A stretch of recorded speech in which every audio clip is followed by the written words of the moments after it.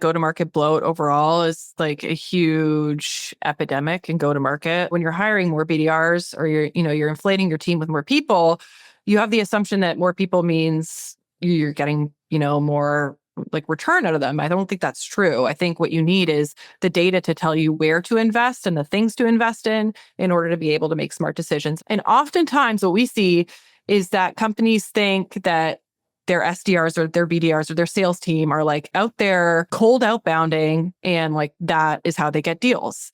And when we install our way of looking at data in CRM, we can see that many times like pure cold outbound like doesn't actually go anywhere. Most people that you think are cold that you're reaching out to are actually pretty warm, and they got in the hands of your BDRs from something that happened potentially in marketing, whether they attended a webinar or, downloaded some content from your, website or something like that. Yeah. And so when you actually have the data to tell the story, your data is actually going to give you a really different story than like what you might be able to see on the lead source field in your CRM.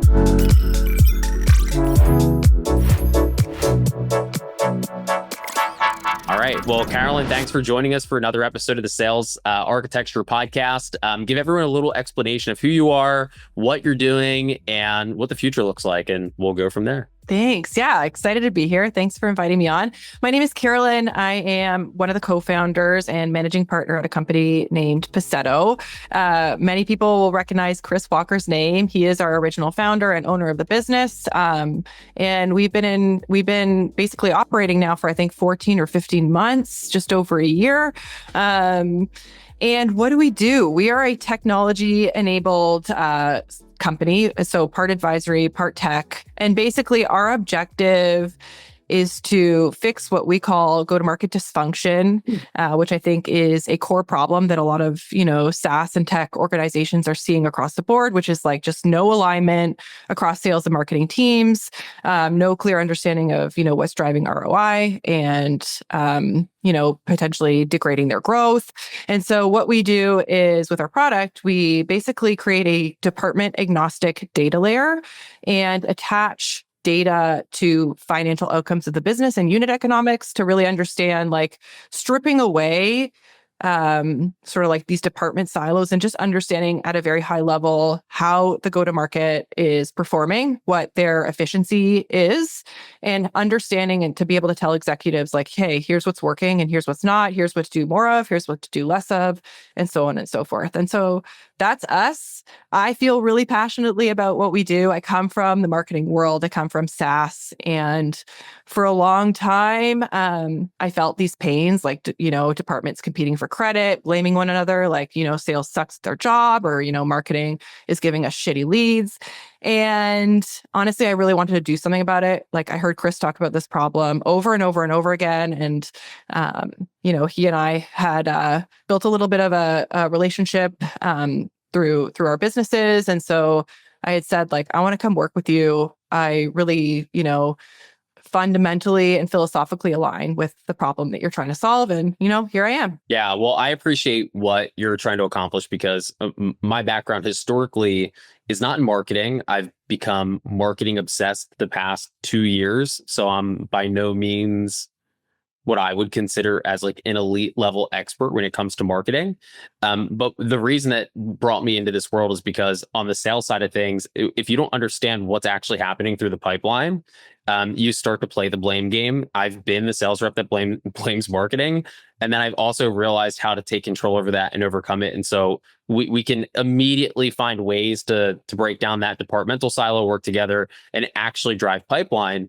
And so when I started to follow Chris originally and I was listening to his content, I was like, he's really onto something. And then once Passetto came into existence of actually breaking down this data and figuring out ways to become more efficient, it really, for me, helped me understand where to just focus my time on marketing and how to understand it a little bit better for the sake of our business and what we do for clients.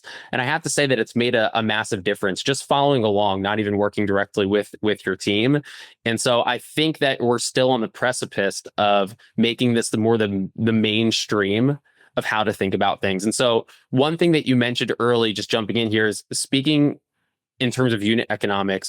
I don't think a lot of people really even understand what we mean when we talk about that. Can you describe what you mean when you say learn how to speak in terms of unit economics as it relates to like finance and go-to-market efficiency? Yeah, I think honestly, if I can try and simplify this in the best way possible, I think most leaders in like revenue organizations, whether sales leaders or marketing leaders, like they don't have a lot of, financial acumen. And I'm not suggesting that it's their job to have that. But I think the problem is that ultimately everything that we're doing in go to market is meant to drive revenue for the business and improve the company's growth and enterprise value, et cetera, et cetera. And everything that we are spending money on in go to market to acquire new logos, to retain our customers, so on and so forth, costs money to do that. And we're looking at ROI on what we are doing in a total silo. We're not actually connecting that back to like overall business performance. And a lot of companies have this like disconnect between finance and then in go to market, when really like they should be they should be attached at the hip. They should be able to understand like of all of the things that we are doing in market to grow the business, how is that actually tying back to business performance? And like, we are not, attuned to be able to measure that for one. I think Passetto is probably one of the only products or services in the market to be able to like unify data by pulling together, revenue data, financial data, and your CRM data to be able to tell that story. Like most companies are out there trying to cobble together a story in an Excel spreadsheet and just can't. And the other reason to that too is like when you think about what you're spending the money on in your go-to-market, like it's not just programs, which would be like, going to events, sponsoring events, paying for like a media placement or paying for your paid social or your Google search or whatever. Like there are headcount costs. Those are like your fixed and variable, like compensation. What are you spending on service providers? What are you spending on programs? What are you spending on technology? What are you spending on admin? What are you spending on travel? There's a shitload of costs that we're spending in go to market. And so when we're looking at like return on investment, like we're often only looking at like the return on the ad spend, which I think is not a great metric, because what about all of the other costs that it took you to execute that ad, not just like your in-channel spend. And so when we're talking about sort of like tying it back to unit economics, it's really understanding like the whole story of how efficient you are as a go-to-market, and understanding like what is it actually costing you at a very high level, like with everything, to acquire new logos or to retain your customers. And most companies just like don't know. Most companies are spending probably what I've seen like 3, 4, 5 times what they should to produce pipeline and new logos. And they kind of don't even know because they're only, equipped to look at like their program spend. And so when you look at program spend, it might look one way. When you look at everything, the story looks a whole lot different. Yeah. Well, I think you're right. I think one of the things that opened my eyes about it was looking at the Dropbox example when David Spitz was putting out some work around go-to-market efficiency. And I have the revenue architecture book on my desk, and like it explains some of that early on. And I feel like some of it's fueled from that growth at all cost error that still is kind of like rolling over into the way people are still doing business. I'm pretty hopeful. I think that most organizations are starting to turn the curve. They just don't know how. And I feel like that's where what you're doing, what the company's doing is hopefully going to be able to fill that void and make it a little bit more mainstream. You're talking about CRM data. I listened to your first episode yesterday. I know I talked about that before we jumped in. And one of the things you mentioned, I would love to talk about, which is we almost never get into a CRM where the data is accurate. And that for me it just hit home as a salesperson, being a part of various organizations, big and small, including our own. I think CRMs are always a nightmare. And so what needs to be done here? How do we clean up CRM data? How do we fix this so everyone can understand? Because I think the first problem is that most people will find whatever narrative they want through how they're tracking attribution in almost every model, W shape, Y shape, first touch. It doesn't matter. If you want to find, in my opinion, what I've seen is that if you want to find a way to support your narrative, you kind of can. And that's what makes it a little bit tough. And so what do we need to do to clean this up and have a more objective way of looking at it to actually get the results? Yeah, really good question. And that's, I think, a problem that Passetto has become like super familiar with in the last year with all of the clients that we've worked with. So I think to just start, like when we talk about go to market being broken, or, like we're, trying to move away from the growth at all costs era and all of that. Like, honestly, I think it comes down to data and process. Oftentimes companies will be, very quick to like rip out a team and replace it. Let's get a new CMO. Let's get a new marketing team. Let's get a new head of sales. These people don't know what the fuck they're doing. Or, let's just cut costs. Like, our CAC is too high. Let's just reduce the budget, give marketing less.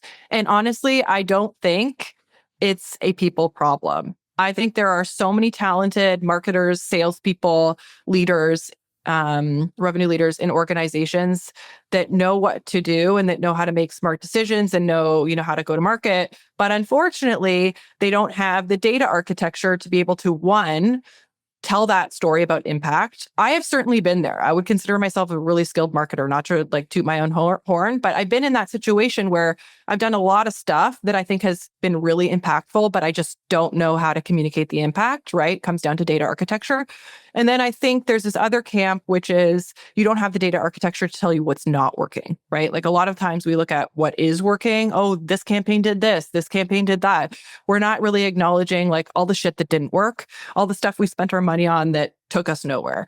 And so ultimately that comes down to like how you are capturing all of your data in CRM, ideally, whether it's HubSpot or Salesforce or what have you, and then making sure that all of your different point solutions that you're using outside of CRM tie back into CRM. So you're tracking everything.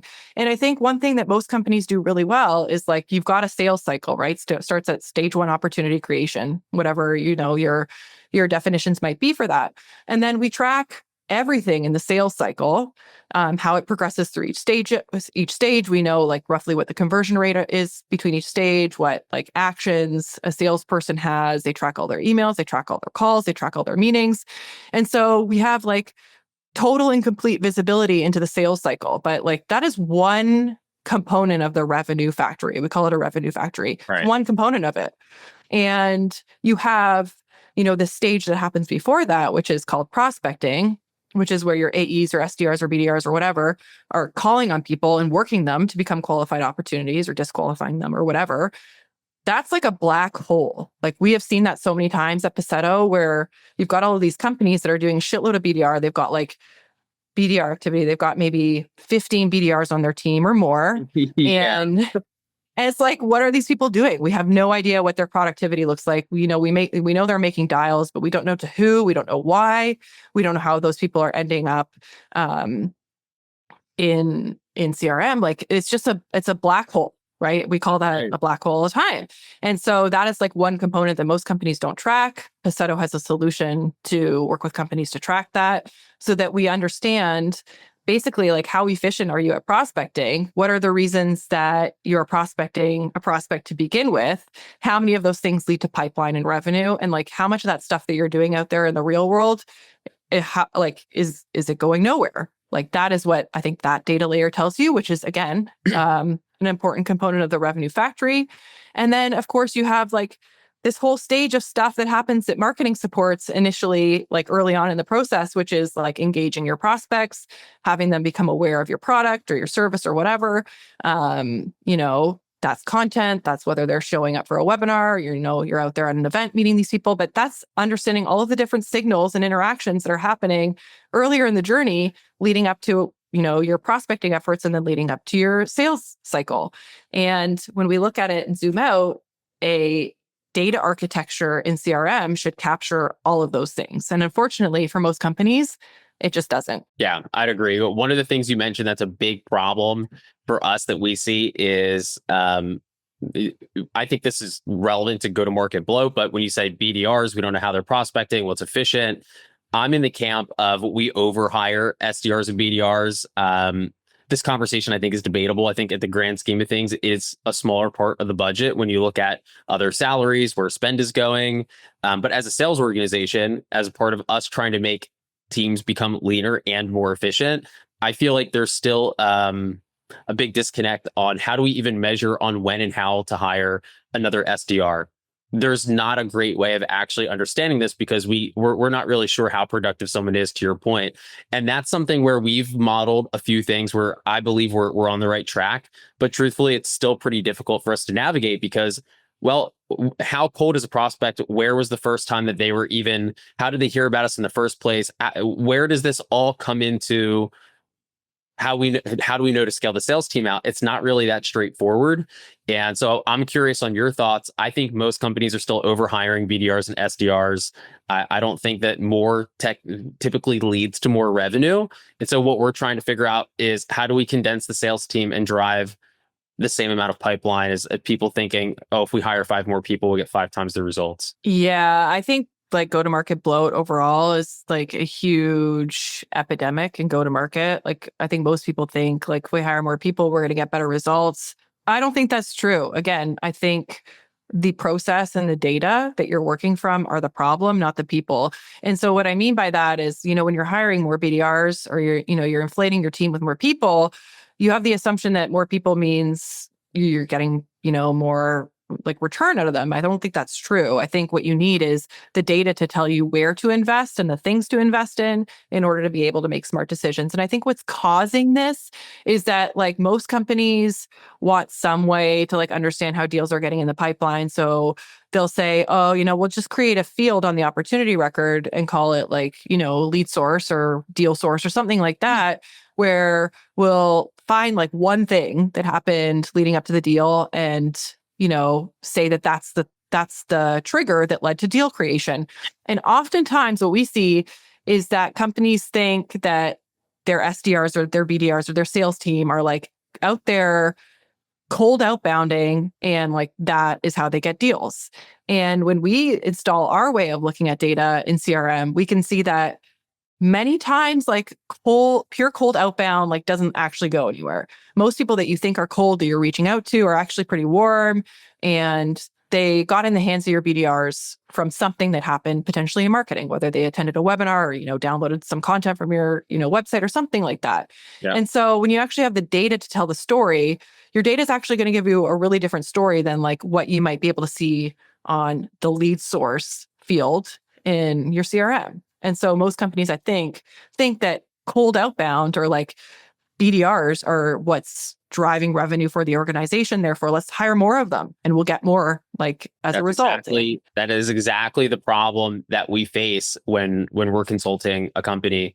And I just think it couldn't be more wrong. And I do think there's a level at which you need to have BDRs and SDRs. But yeah, this came from somewhere.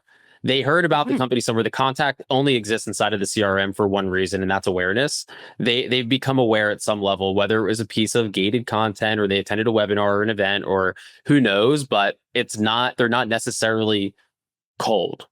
And so why are we over hiring and assuming that we're going to get better results? And the point that you made, or one of them, and totally correct me if I'm wrong, by the way, is that if you have a really shitty process, more people is not going to equate better results. We can improve the process with less people, decrease the overhead, and drive more results. 100%. I could not agree more.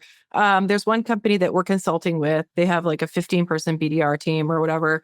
And they have this belief that like 90% of their revenue is sourced from BDRs. I have a totally different perspective on that. I don't think that's true. No. But they just essentially like hammer the phones all day, every day. They call everybody that could be, a potential prospect. There's no really like rhyme or rhythm into like how they're calling people. They just think that this BDR team is just killing it. And meanwhile, it's costing them so much money and their new logo acquisition is stalling out. Like they're doing pretty good quarter over quarter. It's consistent, but it's not growing. Right. And like, how do you expect to grow? At some point, you're going to reach like diminishing returns on this like BDR machine that you have going, right? And our data tells us like you should have more structure and intentionality behind your strategy of like cold calling people, meaning that you can call completely cold people that have never heard of you, or you can call people that are warmer, have showed up to your, have visited your website, have shown up to your events, have engaged with you somehow, and prioritize those. I'm not saying don't call these other people, but when you start to build a strategy around like who is more likely to close, who is more likely to become an opportunity, then you can actually optimize what you're doing versus just like hammering the phones all day long, hammering emails and hoping that somebody is going to, book a demo and then, go on to become a customer. How do you think, I'm just curious your thoughts on this. I have a theory that could be wildly wrong. I've voiced this publicly before, so I'm just totally committed. And I believe it. With AI being integrated into outbound, in my opinion, very poorly. I think there's a future there, but I think the use case for it is extremely limited. But right now, with the use of AI, over exploiting the volume of calls and outreach, I feel like that the connection rates and the outbound efforts are going to decrease over time from a lack of trust. And so do you feel like AI is going to have an impact on decreasing the success of that cold outbound effort? Or what are your thoughts on it? I mean, that's just where I think it's going.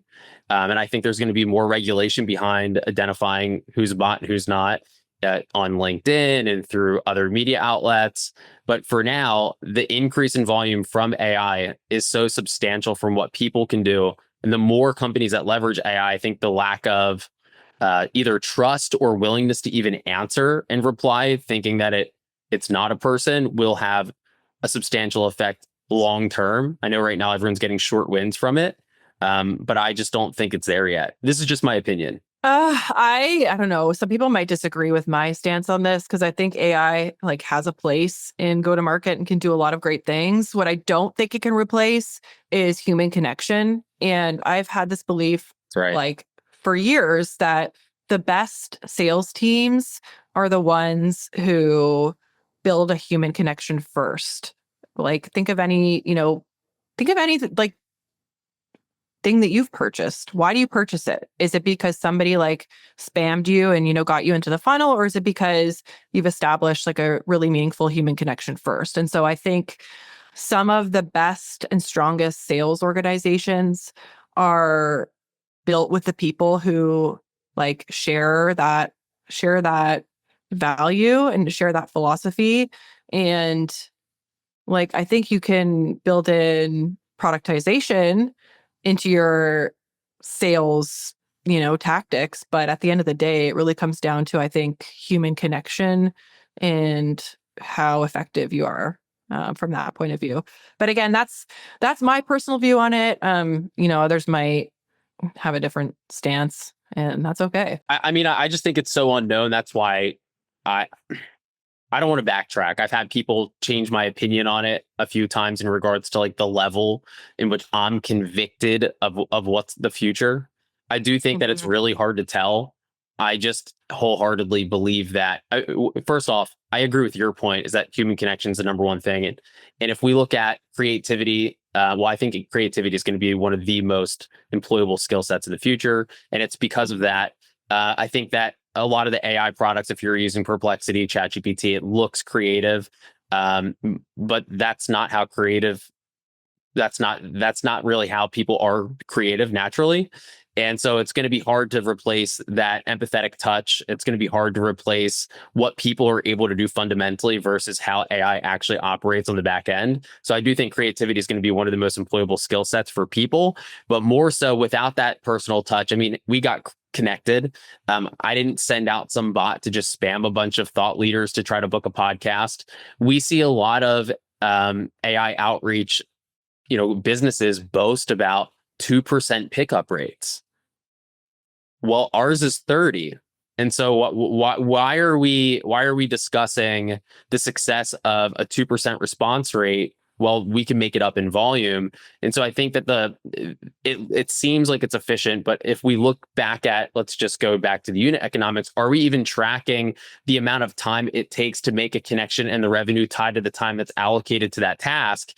And I think if we had a better way of viewing that through a system that can organize it, you would know very quickly that just cold calling or using AI to call 10 times faster is just going to get you 10 times the result, even if it's bad, 100%. a little bit sooner. Yeah. I have two thoughts on this. One, I think with like the rise of AI and like, these AI agents and all of this stuff, like we're going to have to find different channels to capture like the eyeballs of the people that we're trying to sell to. Like email now is so fucking saturated. It's crazy. So to be effective on email, like is its own like, can of worms.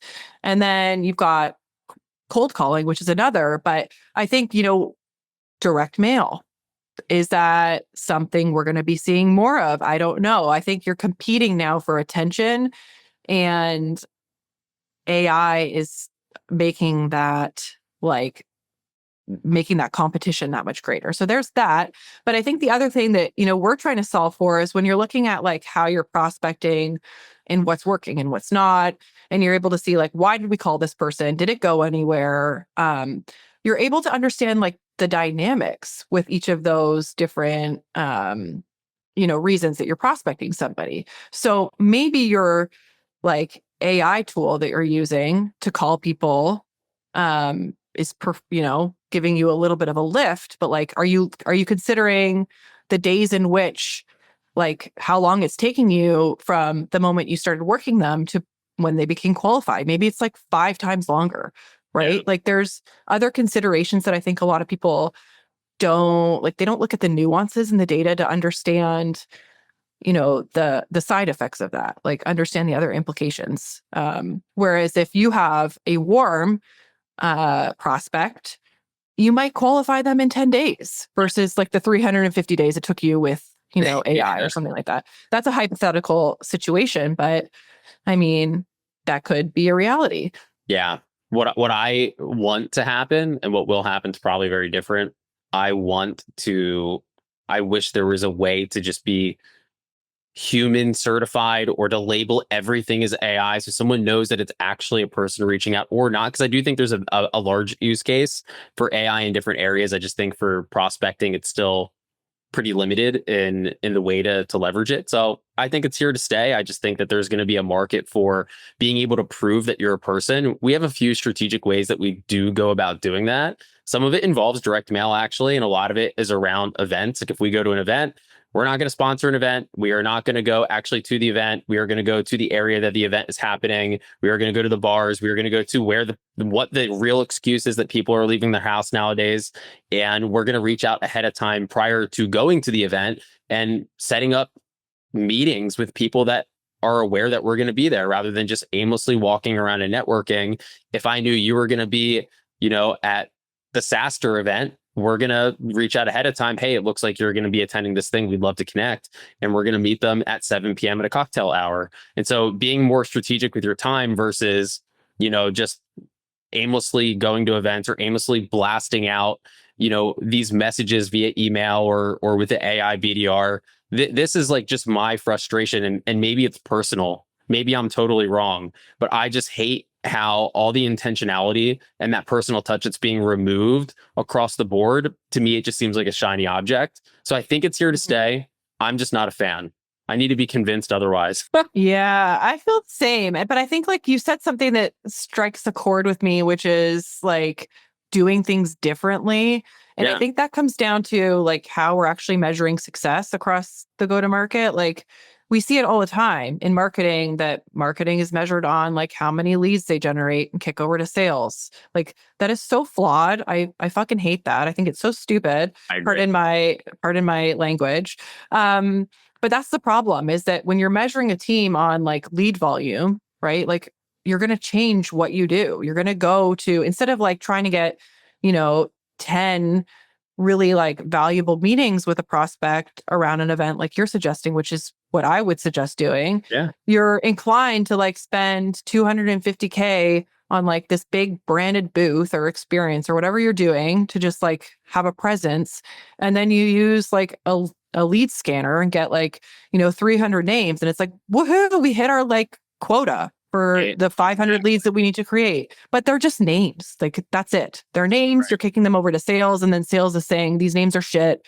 And then of course you have now this divide between sales and marketing, and everybody's pissed off. So I think it's comes down to the system, and I think it's broken. So this might be a little bit, I don't want to say elementary, but maybe something that feels like beating a dead horse. You probably talk about it a lot, but what you're talking about is we're going back to the departmental silos, finance being involved. Maybe we could talk about this, just why finance needs to be involved.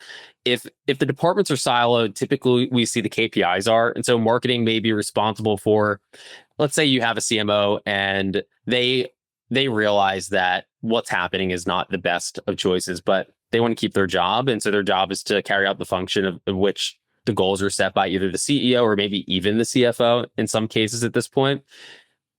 They're just going to drive whatever metrics make that department's KPIs look successful, despite what the long-term goal is for the company.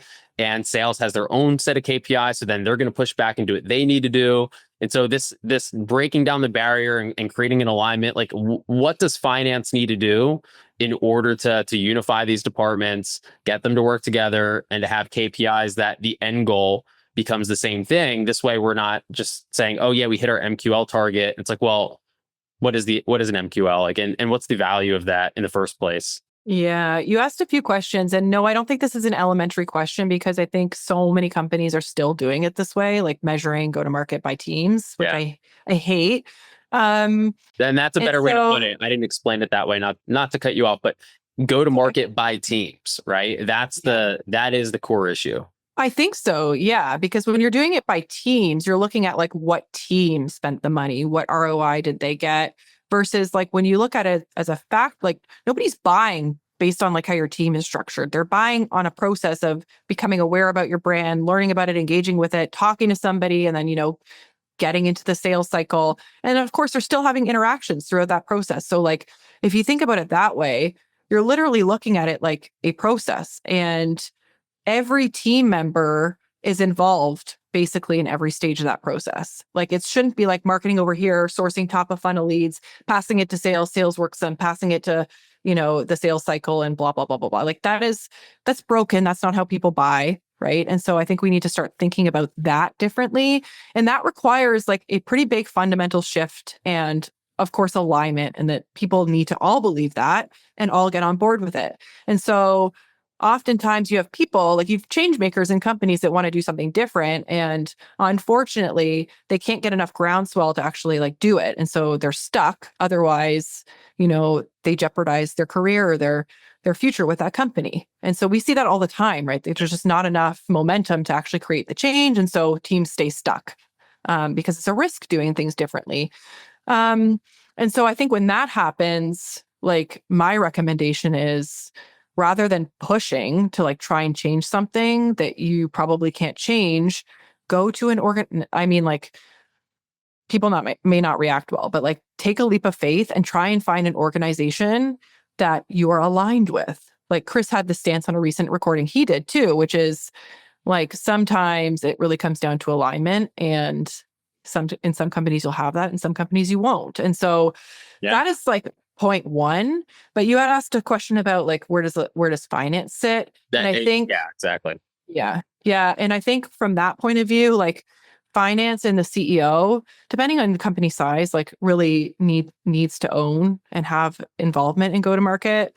Otherwise, you're left with potentially like a CRO leading it. And then there's still this gap between like finance and go-to-market. And when you involve finance, at least with the Passetto way of doing things, you have the ability to look at like all of your go-to-market dollars and how that, like what kind of return that's generating for the business overall.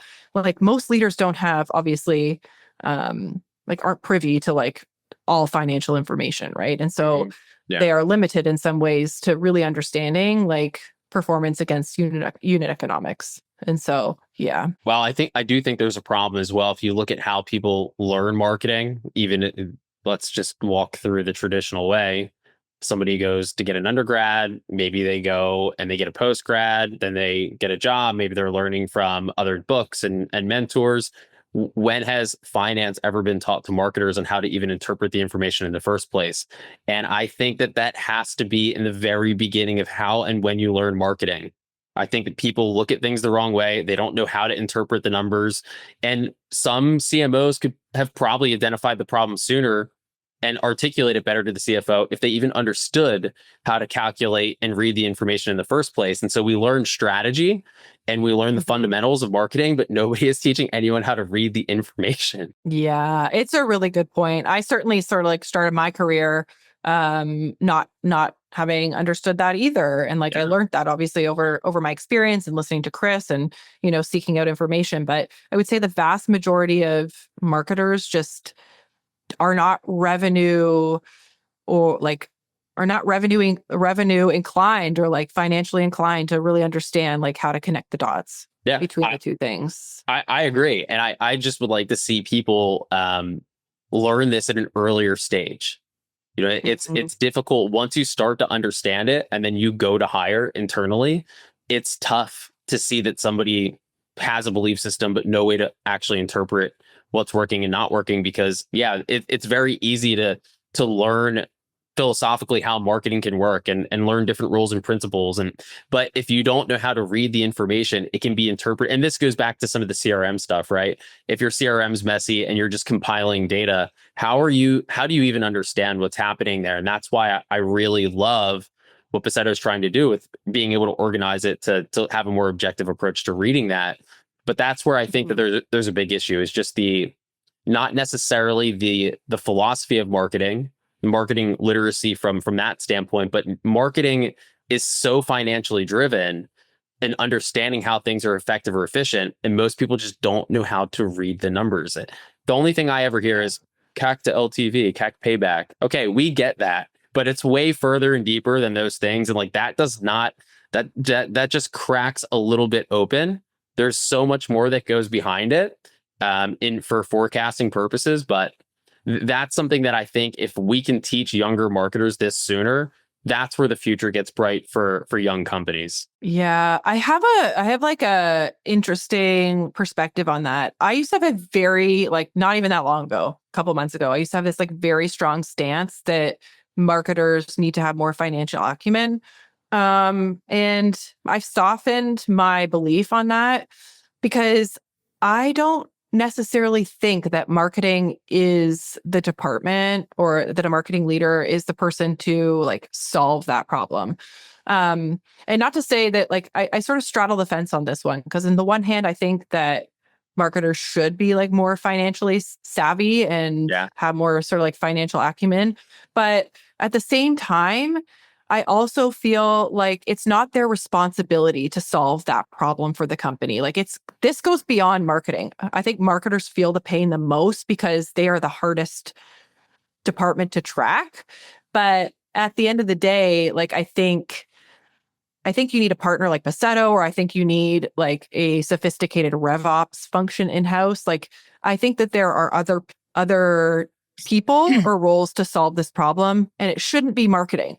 Like think of that. Like I guess the way that marketers were brought up and the education that they have, like many of them are creative, many of them are very strategic, many of them like want to be doing the things in market to drive awareness, to drive demand, to create like brand credibility. Like that is where marketers shine. And so I used to feel like as a marketer, I got to solve this problem. But I think now I've seen it so many times that I no longer believe that it's marketing that's going to fix this. I think I can soften to that idea. And so part of that though goes back to why finance has to be involved.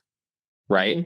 And so the other problem then is like, if we reverse that, I'll be curious your thoughts on this, because I think that's a really good perspective, is who's teaching finance how marketing works. And that's the other side of the coin. And this is where maybe each department needs to just learn each other a little bit better.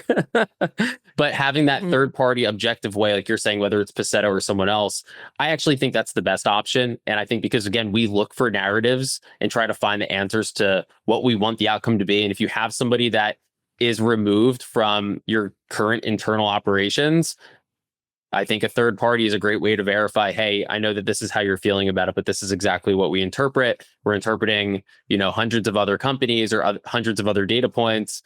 It's a lot easier to work with somebody that is not emotionally involved in the strategy. So I do like that. I like that from a sales point of view as well. But yeah, I'd be very curious to see how the cross, I don't want to say departmental function, but the education across departments can increase from both marketing to finance and finance to marketing. I do think that there's something there. I think there just needs to be like something to act as glue between the two teams. Like, I don't know that they'll be able to solve it themselves without one bringing in like an objective third party person who's like not roped into like internal politics or like bureaucracy or anything like that. Yeah. Like you had said, emotionally tied to anything. So I think that's like one way of doing it. But I mean, we work with a lot of customers who like our internal champion stakeholder at the organization is like RevOps or somebody in finance, the CFO. And it needs to be somebody who recognizes that like, if growth is going down and like our, acquisition cost is really high, like it's got to be somebody to recognize that problem and want to do something about it. Right. Yeah, that makes sense. I want to take a few minutes. I want to talk about a little bit more just about Passetto, if you're open to that. Yeah, of course. Okay. It sounded like, and this was the case right when the company first launched, there was like an iterative process of where the focus was. And listening to the last episode that you guys put out, which I love, by the way, it kind of like the new future of like your show. Everyone should go check out the Go to Market Live episode. We'll link that below as well. I think there's a bright future there. But can you describe, what the future problems are that the company's trying to solve versus maybe what we thought we had to solve in the past? Because I think this iterative process is beginning to get more and more refined, and it's exciting, and I think people should know about it. Thanks. Yeah, I would love to talk about that. So Passetto, I came in probably about 6 months after Passetto launched. And so at that time, we were super heavy into like advisory, like helping organizations optimize their go-to-market strategy. And we would do some data analysis to basically help companies like isolate what their biggest problems or biggest levers are to like improve growth. And so we did a lot of analysis and recommendations and, but with every customer, we would reach this like point in time, maybe like 3-4 months into our engagement, where we'd we'd hit a wall and we'd say like, we want to make data informed decisions. We don't want to just like make like educated decisions based on like our own experiences or what we know to be effective, because every company is different. But we'd reach this point in time where we'd say like, we need more data. Like if we want to make like decisions rooted in data, like we need more of it. And so that's where we realized like a lot of companies, for example, had all kinds of opportunity data, but like no contacts linked to it. So it's like, how are we supposed to know like how marketing is performing when like 60% of your opportunities don't have a contact? Can I ask a question around that? Is that depending on, so you've got the opportunity level, but depending on who the contact is could be why it's successful or not, whether we're contacting the right level of, whether it's a C-level executive, it has to start with somebody to work up the chain. That's what you're essentially referring to, right? Is like who the contact is as it relates to the opportunity. So you could track who the right people are to reach out to, or I guess I'm curious to... Yeah. That's one aspect of it. Like who is like, what kind of person are they? Like what's their persona? What's their job title? Yeah. Understanding like who the ICP is. I think that's one part of it. But like when you're marketing to people. People are the people that are... People are having interactions with your brand. People are coming to your webinars. People are like downloading content. People are visiting your website. Mm-hmm. And so if we want to understand the impact of the signals that people are giving to us, we need to be able to tie that back to something, revenue, right? Like we're seeing revenue at the opportunity at the company level. So we want to understand like, what is the journey towards that happening? Like, what are the things that the people are doing? And so if you don't have people attached to the opportunity, how are you supposed to read that? That was one of my biggest challenges when I was in-house, is that we'd have all kinds of, opportunity data, but like, I'm like manually sifting through those opportunities to find the contacts and see, what they did. And so like, that is one of the biggest problems there. And so like, that's like one facet of like, some challenges we had around like data, but ultimately we had realized that data is one of the biggest problems we need to solve for. Like we can interpret the data, we can tell a company what to do about it, but that's reliant on actually having the data. And so that's when we like halfway through our journey. So that was sort of facilitated through a software product, which we still have and we still support. So that's one sort of component of it. But then the other piece of it was trying to solve for the data architecture. And that's now what we do too. We sort of have like two components of Passetto. We have now where we help companies install a proper data architecture in their system to be able to actually get all of the data inputs we need. And then we have this other piece, which is the software and helping companies like make sense of the data and improve what they're doing in the market. I love it. Yeah. And so thanks for clarifying on the other question. Now, with what you're doing, is the company limited to what platforms that you can collect the data from? Are you working with, if somebody's interested in working with Passetto, if they're using HubSpot, Salesforce, or could be a bunch of things, unfortunately, way too much. Usually, I think the tech stacks are insane right now.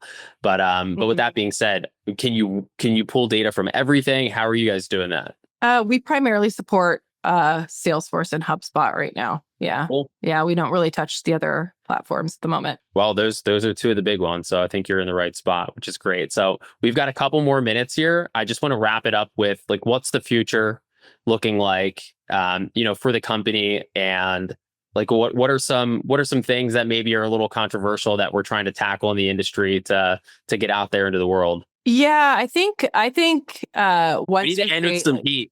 We need to end with heat. I'm going to keep perpetuating and like banging on the drum of like go to market is broken, and I know that we are going to get a lot more traction once people start to acknowledge and like want to do something about that. And so I feel pretty good about, Passetto sort of like naming and claiming the industry and like what we do. And I think most companies are going to like default to Passetto to fix their problems and to help them optimize. I think now we're just sort of like creating momentum and getting more people, on board with what we are doing. But I know it's a real problem because that is sort of reaffirmed in like the number of DMs I get on LinkedIn of people saying like, I feel this problem, help me solve it. Or like the number of inbound requests we get of people who want to, come on to work with us. So the future is going to be super bright for Passetto, and I can't wait to see what's in store for us. Cool. Well, me as well. And so I think we're just right here at time. So I think this is a good place to stop. And I just wanted to thank you for taking the time to be on the show. I think this is valuable. I hope everyone else enjoyed it as much as I did. And thanks for being here. Thank you. I loved you reaching out and asking me to join. So I appreciate the opportunity too. And I'm always down to do this kind of thing. Awesome. Well, everyone, the links will be in the description below. Go check out the Go to Market Live. It's a weekly webinar you guys are doing. It's also in podcast form, correct? Yeah. Yeah, weekly show, 1 p.m. Eastern every Tuesday. If people want to show up live, we'd love to have you. Yeah, go attend, go check it out. And Carolyn, thanks again for being here today. Thank you. Appreciate it. Thank you.